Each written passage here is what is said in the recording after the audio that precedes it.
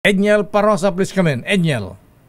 Lakay, iniimbestigahan na ng Philippine National Police itong panibagong anggulo ng sanhi ng bahas na rally ng isang grupo ng kabataan kasabay ng anti-corruption rallies o protest dito sa Maynila. Sa panayam dito sa Campo Crame, sinabi ni Manila Police District Spokesperson, Police Major Philip Ines, na posibleng na-influensya ng tinawag niyang mga gangster ng isang hip-hop personality o rapper. Patay umano sa pakikipag-usap ng pulisya sa ilang naaresto nilang minor de edad. Ikinamta ng ilan na sila ay nahikayat na mag-rally via online. Dahil dito ay nakikipagtulungan ng MPD sa PNP Anti-Cybercrime Group para masuri kung totoo itong naging hakutan o hikayatan ng kabataan gamit ang social media o internet. Pakinggan natin si Major Ines. Tingnan po natin yun at humingi na rin po tayo ng tulong sa ating anti-cybercrime para ma-check po natin. Ito sa sinasabi nila po, nagkaroon po ng pagkikayat sa kanila online.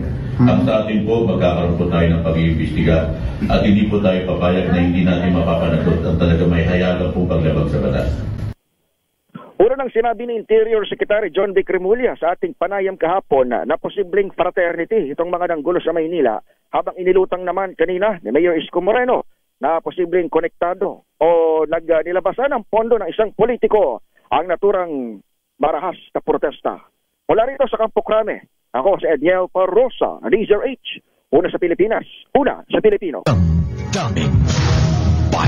Maraming salamat, Edniel Parosa.